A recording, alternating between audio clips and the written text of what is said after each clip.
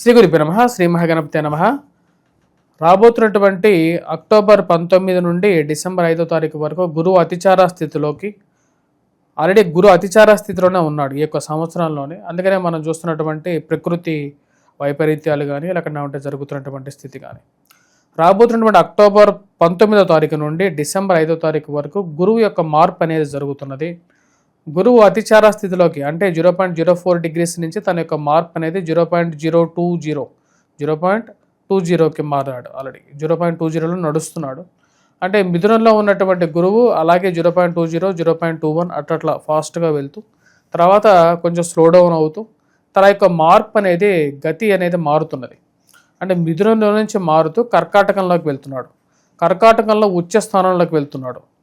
మీరు నా యొక్క యూట్యూబ్ ఛానల్ ఫాలో అవుతున్నట్లయితే వంగర ఆస్ట్రోలో నేను చెప్పాను ఆల్రెడీ మీకు ఇక గతి అనేది ఎలా మారబోతున్నది. ఈ యొక్క సంవత్సరం నుంచి గురువు అతిచార స్థితిలో ఉండబోతున్నాడు.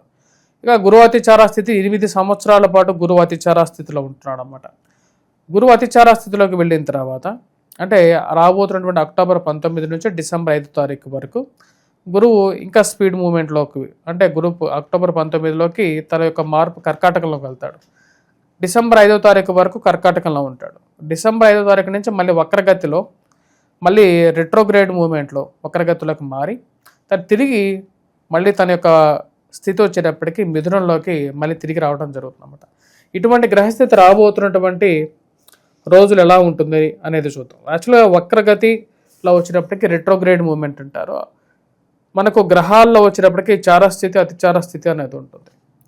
ఈ యొక్క గురువు అతిచార స్థితి అనేది మనం చూసుకున్నట్లయితే 1938 నుంచి 1945 వరకు జరిగింది. యాక్చువల్గా ఆ 1938 తర్వాత మళ్ళీ గురువు అతిచార స్థితి జరుగుతున్నది ఇప్పుడే అన్నమాట.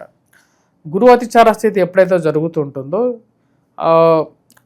ఎలాంటి పరిస్థితులు ఉంటాయి అనేది మనం చూద్దాం. ముందుగా గురువు అతిచార స్థితితో పాటు గురువు మందగమనం కూడా ఉంటుందన్నమాట. అంటే ఒక సంవత్సరం పాటు గురువు ఒక రాశిలో ఉండాల్సినటువంటి గురువు కొన్నిసార్లు గురువు దానికన్నా ఎక్కువ టైం ఉండటం జరుగుతుంది. అతిచార స్థితికి రెట్రోగ్రేడ్కి కన్నా ఇంక మూడో స్థితి అన్నమాట. ఇటువంటి ప్రభావం కూడా వచ్చేటప్పటికి మనం 2021 2019 20 21 ఈ టైంలో కూడా చూసాం.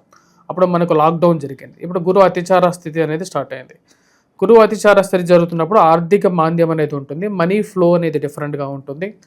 మరియు అదేవిధంగా ఫైనాన్షియల్గాను ఫుడ్కి కొన్ని ప్లేసెస్లో ప్రపంచంలో కొంచెం ఇలాంటి కష్టాలు అనేవి ఉంటాయి.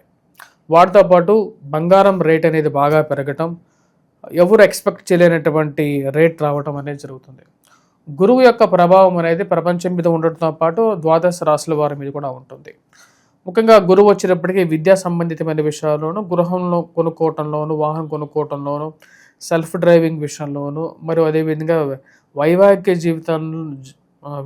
జీవితం ఆరంభించటంలోను, వైవాహిక జీవితంలో ప్రశాంతతని, సంతాన ప్రాప్తిని, మరియు అదేవిధంగా కుటుంబంలో ఎదుగుదలని వీటన్నిటికీ మూలకారకంగా గురువు ఉంటాడు.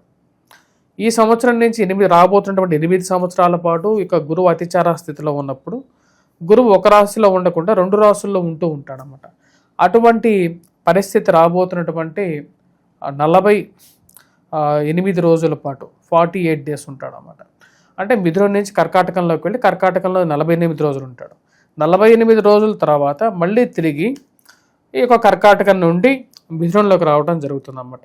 ఇటువంటి పరిస్థితి ద్వాదశ రాశుల వారి మీద మరియు ప్రతి ఒక్క రాశి వారి మీద ఎలాంటి ఇంపాక్ట్ ఇవ్వబోతుంది అనేది చూద్దాం. ఎందుకంటే 48 రోజులు అనేది కూడా ఒక బిగ్ టైం కాబట్టి ఈ టైంలో ఎటువంటి మార్పులు రాబోతున్నాయి అనేది చూద్దాం.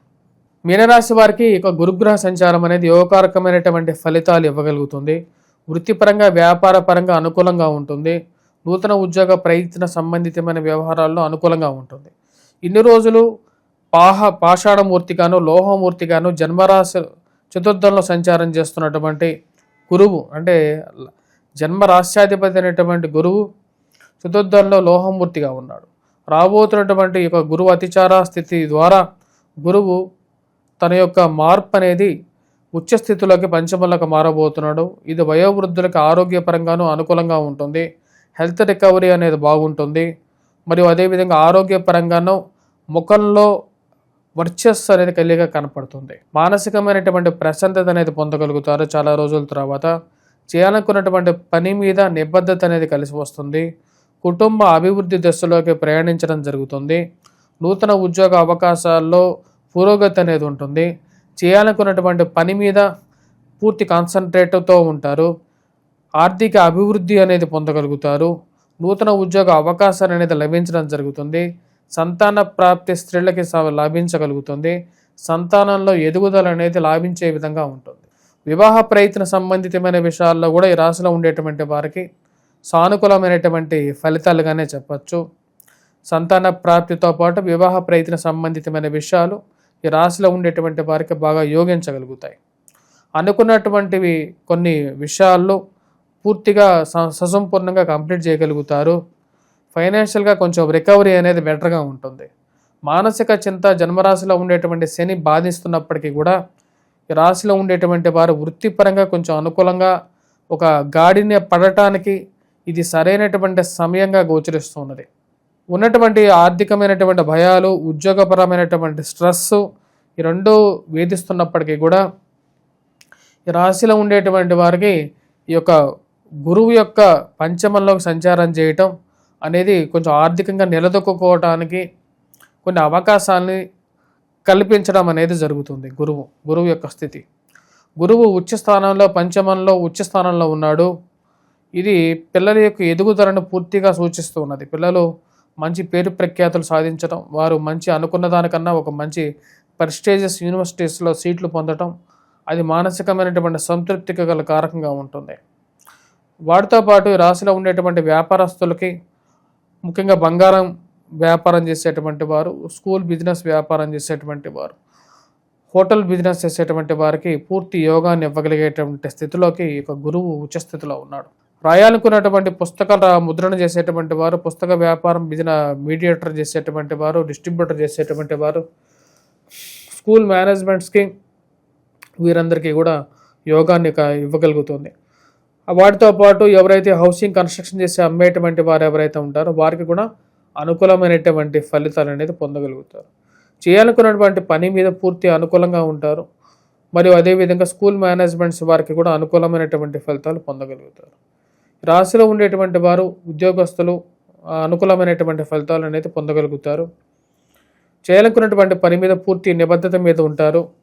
ఆ చేయాలనుకున్నటువంటి పని మీద నిబద్ధతతో పనులు చేయగలుగుతారు.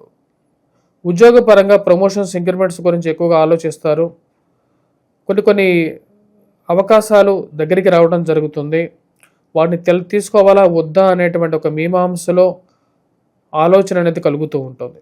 రాశిలో ఉండేటువంటి వారు ముఖ్యంగా స్త్రీలకి సానుకూలమైనటువంటి ఫలితాలు కూడా పొందగలుగుతారు. మానసికమైనటువంటి స్థితిని, ఏదైతే బాధ కలిగినటువంటి స్థితి నుంచి బయటకు రావడానికి అనుకూలమైనటువంటి సమయంగానే 48 రోజుల పాటు యోగిస్తున్నది. రాశిలో ఉండేటువంటి వారు ఎటువంటి పరిహారాలు చేసుకోవాలని చూద్దాం. ముఖ్యంగా మేధ దక్షిణామూర్తి శ్లోకాన్ని పఠించడం, గురుగ్రహ మంత్ర జపం చేసుకోవటం అనేది యోగకారకమైనటువంటి ఫలితాలు ఇవ్వగలుగుతుంది. స్వస్తి.